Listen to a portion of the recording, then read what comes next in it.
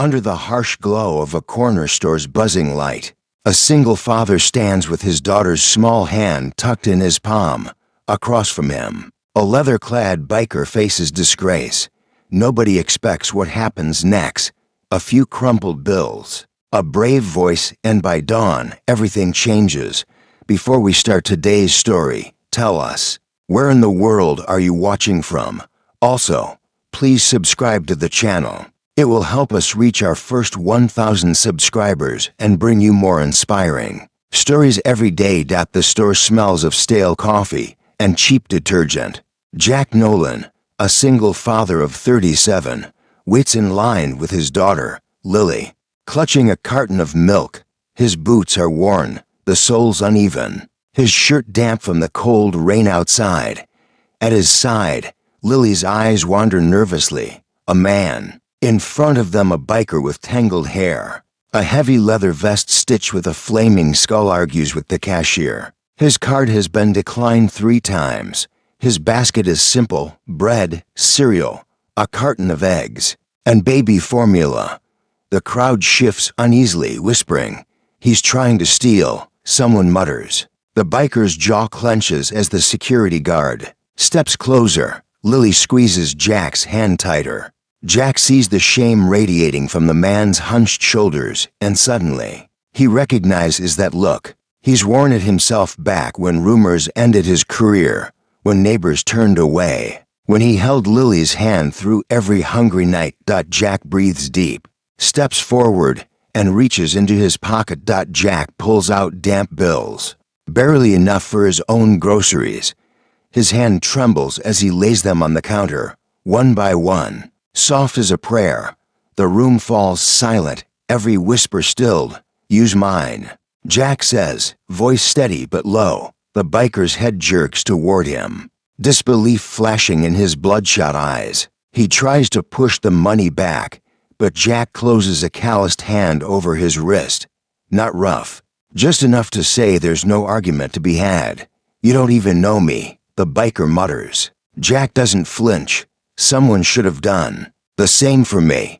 The cashier swallows, slides the groceries across. A laugh erupts from the back of the line, sharp and mean, but Jack lifts his chin. "You see leather and call him trouble. You see me and call me broken.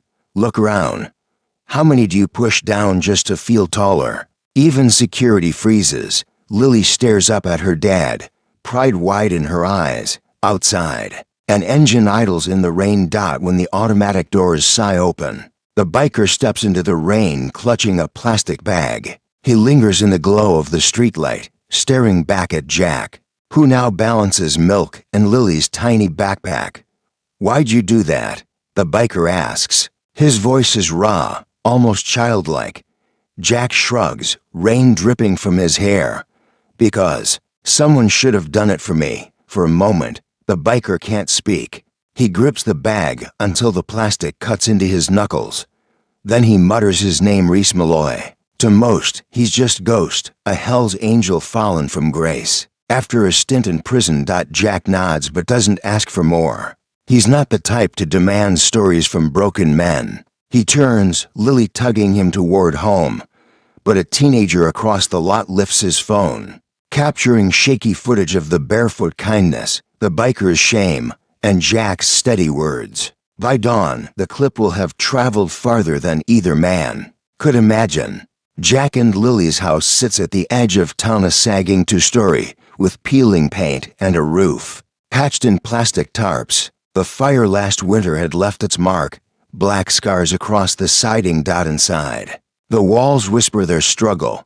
Drafts sneak through cracks. A single lamp flickers where the ceiling once leaked. Jack's hands ache from double shifts at the factory, but it's never enough to catch up. Lily curls up on a thin mattress in the living room. Because her bedroom ceiling is still too weak to trust, she hugs her stuffed rabbit close, watching her father silently pace the room. He thinks of what he gave away at that store his last $20. He thinks of the storm damage, the unpaid bills, the landlord's warnings. Yet when he looks at Lily, he knows he'd do it again. Because sometimes dignity doesn't live in a bank account. Sometimes it lives in the moment you stand between judgment and another man's fall. Meanwhile, Reese Ghost Malloy sits astride his bike. At the edge of town, the bag of groceries heavy against his leg. His engine growls beneath him, but his thoughts are louder. He's been called outlaw, junkie. Disgrace. Once, the patch on his vest meant brotherhood, protection, pride. Now it feels like a warning label. Townspeople cross streets when they see him. Employers slam doors in his face. Even his old chapter keeps its distance. But tonight, a stranger, a single dad with nothing dispersed taller than anyone ever had for him. Reese feels the words stuck in his throat. Thank you. They sound too thin, too fragile for a man like him to speak. Then he notices headlights behind him. A rusted sedan slows, and inside, a teenager leans forward, phone screen glowing. Reese realizes the kid has been filming since aisle 3. The world will see this. Jack's words. His last crumpled bills, the dignity that silenced gossip. For the first time in years, hope sparks in Reese's chest. By morning, the video spreads like wildfire. The caption is blunt. Single dad pays for Hell's Angel after town calls him a thief. No music, no polish, just shaky footage of Jack's damp bills laid on the counter, and his steady words lifting like a gavel. Truck drivers share it at dawn, sipping bitter coffee in neon diners. Teachers pass it through group chats labeled kindness stories. By mid-morning, the footage stirs strangers across states, some scoffing, others confessing, "That was my father once. That was my brother." But when it lands in the group chats of bikers across the country, the tone shifts. Men in leather vests, scarred by judgment and exile, recognize the shame in Reese's bowed head. They recognize the stand Jack took. And when Reese's old chapter sees it, something stirs. A patch is more than a warning. It's a brotherhood that remembers debts, and this debt to a single dad with nothing demands to be repaid. That afternoon, Jack walks home from work, shoulders hunched against the drizzle. Lily skips beside him, holding his rough hand. They pass neighbors who pretend not to see them. Eyes glance at the ruined house, then slide away. Rumors travel faster than apologies. But Jack doesn't know yet that engines have already roared to life miles away. Messages bounce across biker chapters like sparks on dry grass. One man tells another, "We owe him." By evening, Reese knocks on Jack's door. Jack opens it, exhaustion etched deep into his face. Reese stands there, dripping leather and trembling hands. "You don't know it yet," Reese says. "But something's coming." Jack frowns. "What do you mean?" Reese just shakes his head, pressing a folded napkin into Jack's palm. On it, rough lines form the outline of a house walls, a roof, a porch. Jack stares, stunned. Reese's voice cracks. "We're rebuilding what you lost." Engines rumble faintly in the distance, growing louder with every heartbeat. At first, Jack thinks it's thunder rolling in from the horizon. The sky is gray, heavy, promising rain. But then the sound deepens, low, steady, mechanical. A growl that grows into a roar. Lily runs to the porch, eyes wide. Down the street, headlights snake around the corner. 1, then 10, then 50 neighbors step onto porches, clutching mugs and cardigans, whispering trouble as if the word might shield them. But this isn't trouble. This is something else. By the time the engines flood Jack's block, more than 300 bikers fill the street, leather vests dusted in road grime, boots heavy with purpose, eyes sharp with recognition. They dismount, boots crunching gravel, forming a silent wall of men. At their front, Reese steps forward, holding up the napkin sketch. Jack's heart stutters. "Why are you here?" Reese's voice is steady now, no longer cracked with shame.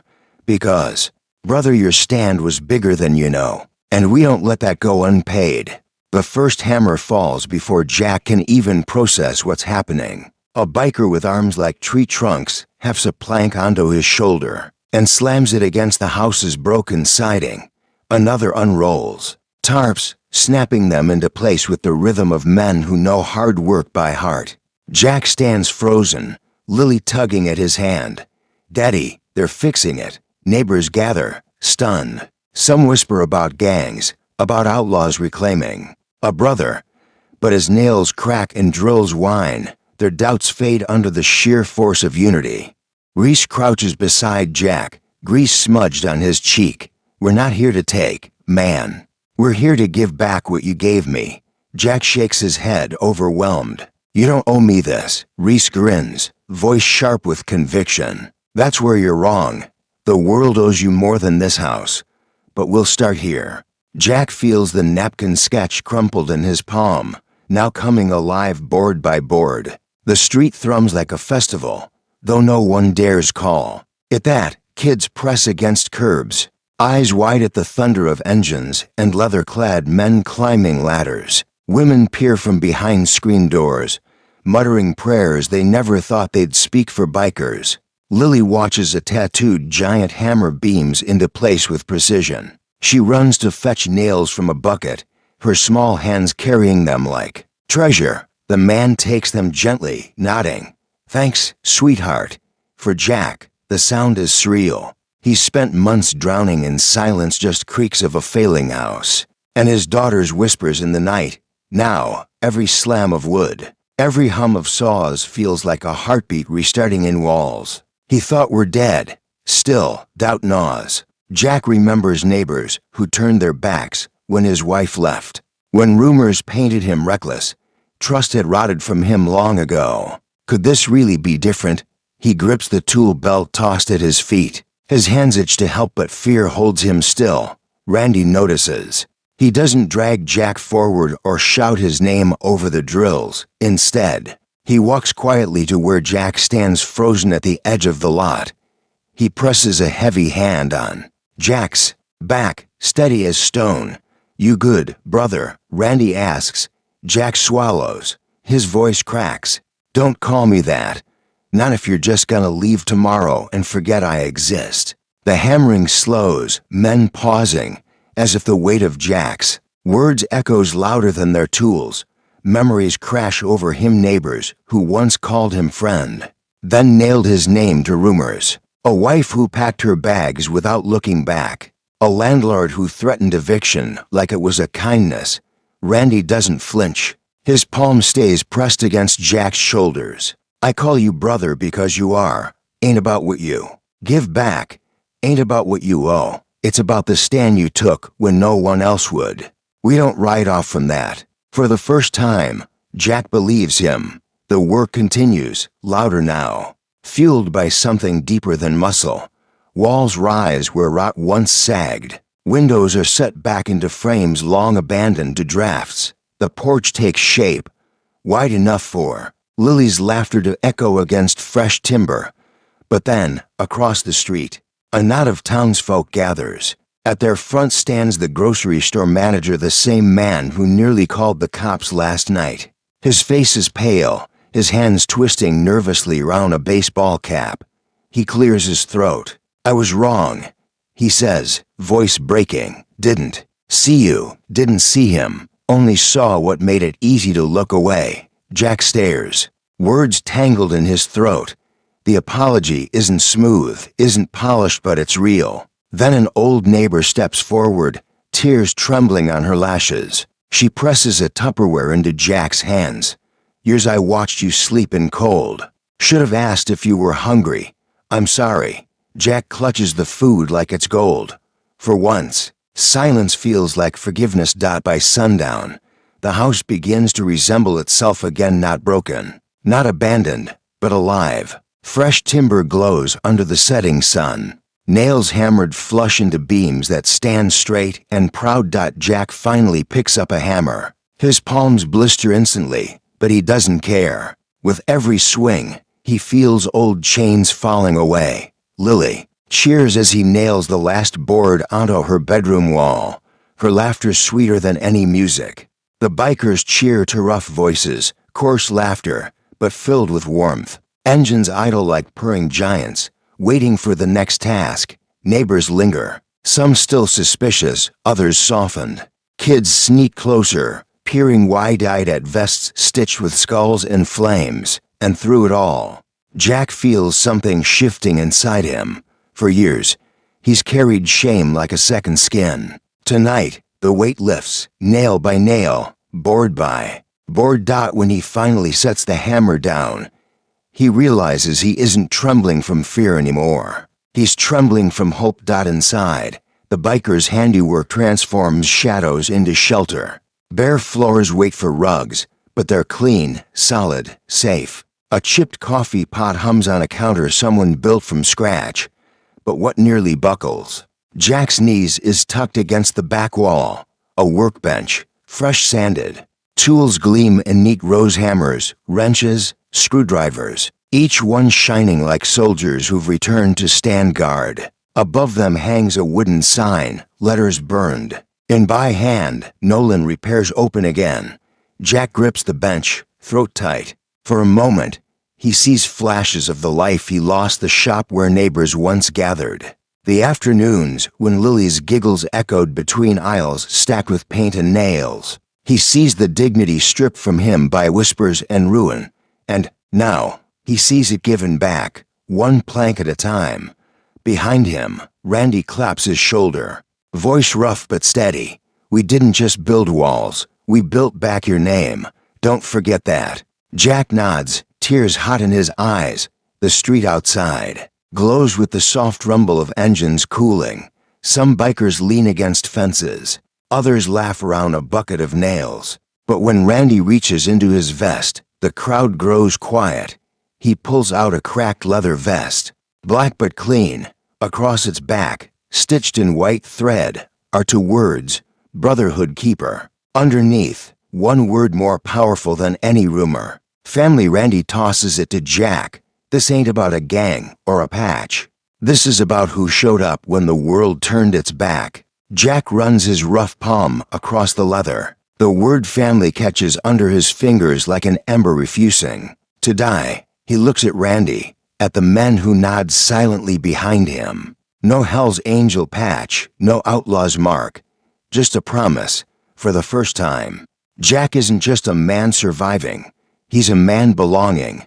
The house is good. The tools are better. But this is the real rebuild. At dawn, sunlight spills across the porch boards. Jack stands barefoot, a chipped mug of hot coffee in hand. The wood under his feet is warm, smooth, not damp cardboard, not cracked concrete. From here, he can see the shed with its crooked sign, Nolan Repairs, open again. The letters gleam gold in the morning light. A promise reborn. Lily runs across the porch, her laughter bouncing off the new walls. She spots a boy on a rusty bike down the street. The chain slips, rattling. The boy coasts to a stop, embarrassed. Jack chuckles, lifting his mug. "Bring it here, little man. Let me fix that." The boy hesitates, then wheels the bike up the porch. Jack kneels, sleeves rolled, fingers blackened with grease as he snaps the chain back into place. As he works, a low rumble drifts down the street, an engine, familiar and steady. Randy rides past slow, lifting two fingers from the clutch. He doesn't stop. He doesn't need to. The message is clear. We're still here. The town never expected to see Jack Nolan rise again. For years, whispers painted him as a man broken beyond repair, a husband abandoned, a father scraping by on half wages, a neighbor people crossed streets to avoid. Now, they see something different. They see children stopping by for bike repairs, women bringing casseroles to the porch, men nodding respectfully when Jack passes. They see a house standing strong where rot once ruled. They hear laughter where silence used to choke. And behind it all, they remember the roar of engines that shook the street awake. Some still mutter outlaws, still clutch purses tighter when leather vests ride past. But most remember something louder. 300 men arriving not to take, but to give. For Jack, the world looks softer. Lily's eyes sparkle brighter. And in the quiet moments, when he oils the new tools on his bench, he whispers gratitude not to men on bikes, but to the brotherhood they carried with them. Because sometimes family doesn't come by blood, it comes by stand. Late one evening, Jack sits on the porch as dusk settles. Lily sleeps inside. Curled beneath a real roof for the first time in months, Reese pulls up. Engine sputtering. He dismounts, walking slow, almost shy for once. His leather vest doesn't feel like a warning. "I just came to say thank you," he mutters. Jack shakes his head. "You don't owe me thanks." Reese looks away, voice low. "When I was locked up, I swore I'd never have a brother again. Figured the world had its mind made up about me. But you didn't even know me, and you still stood up." Jack studies him, then nods toward the porch. "Sit." Coffee's still warm. The two men sip in silence, listening to cicadas hum and engines rumble faintly in the distance. No words are needed, because gratitude this deep doesn't need speeches. It needs presence. And in that quiet, both men realize disgrace doesn't have the last word. Brotherhood does. Weeks later, the house stands proud, its paint fresh, its porch wide enough for neighbors to gather. A small workshop hums in the back, tools clinking as Jack repairs bikes, toasters, even squeaky doors neighbors once ignored him for. Lily helps, proudly holding screws, her laughter weaving into every fix. Customers pay what they can, sometimes nothing. Jack waves it off, remembering the man he used to be, the man he nearly lost. But word spreads. Nolan Repairs becomes more than a shop. It becomes a story. The place where a single dad gave his last dollar to save a stranger, and in return, found a family no rumor could erase. Some nights, the rumble of engines echoes through the town again. Not 300 this time. Sometimes 10, sometimes just one. They don't always stop.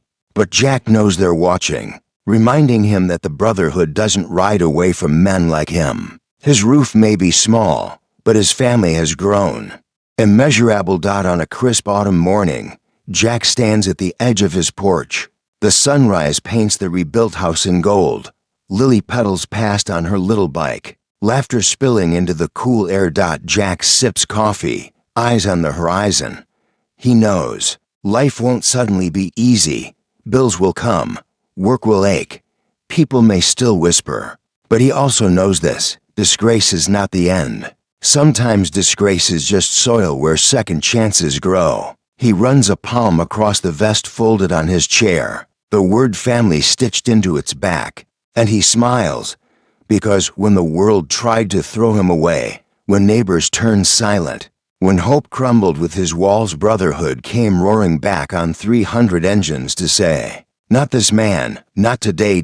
And from that day forward, Jack Nolan was never alone again. If Jack's story moved you, share it. Tell someone who needs to hear that redemption is real. Not every hero wears a cape. Sometimes it's a single dad. Sometimes it's a man called Ghost. Sometimes it's 300 engines. Like, subscribe, and ring the bell for more stories that keep hope alive.